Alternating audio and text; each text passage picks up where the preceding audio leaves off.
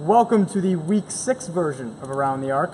Get the same lovely crew you had for the post-game. Connor, Greg, Ryan, and I'm Joey. No sponsor for this. Let's just jump into it. One of my favorite sayings. Best individual performance. We'll do a little superlative things from Week 6. We had the historic scoring mark. We had the historic first loss, which I'm sure we will get into. The best individual performance. We'll start with Connor this time. Okay. I tried to have you guys not all say Greg Langston 68 points. So, your best individual performance Is Cody Doubleday from the Flint Tropics.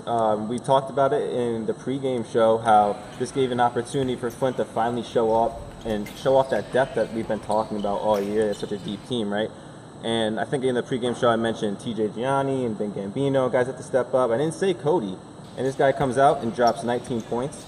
10 rebounds, 9 assists, 3 blocks, and 3 steals. So try to find something he didn't do tonight, and you'll be looking for a long time. You know, it was a real unbelievably well-rounded performance from Cody, and one that was much needed with limited depth tonight.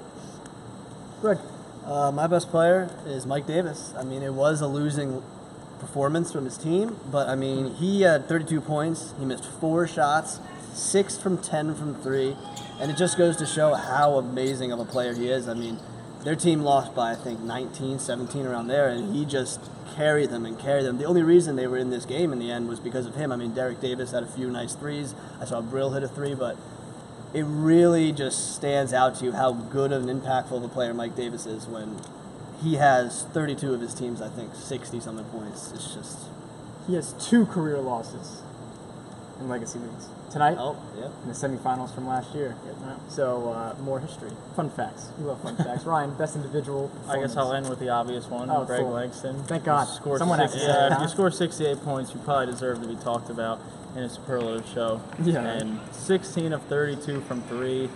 A lot of that was just in his first 10 shots, which it was unbelievable start. I don't think I've ever seen someone come out of the gate that on fire. And just looking at the stats after the game, looking at his shot chart, it's like as pretty as Aaron Judge's spray chart from the home run derby. So he was on fire. And, the obvious choice. So, this one's kind of easy. Best game, clean sweep in that one? Moose Brotherhood? Yeah. Oh, I was going to say sometimes why I'm on stars. I'm just kidding. Yes. Jokes. That's got jokes. A Sportsbook Live game was pretty good. It was a I agree. very good game. I agree. Good finish on that one.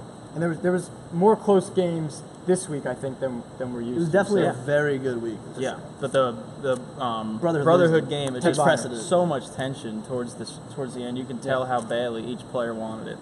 For sure.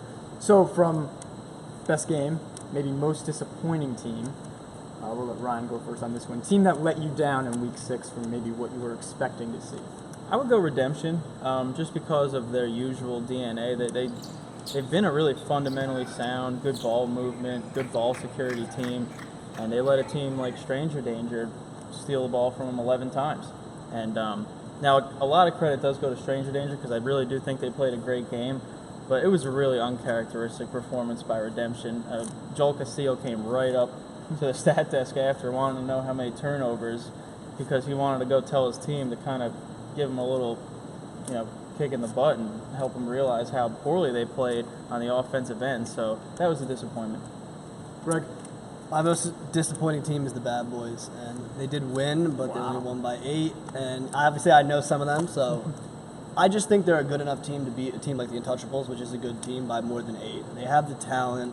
Like we've said, they added players. They just need to get that chemistry and put it all together. They're a good enough team to score 60, 70, 80 a game, and you see teams like No Limit, Redemption, Brotherhood, Flint Tropics, Moose, all these teams, when they get competition that isn't as, I guess, up to their level, they usually make a name of themselves. Put them away. Put them away, yeah. And that's what I expected from the Bad Boys this game, and I just didn't see it.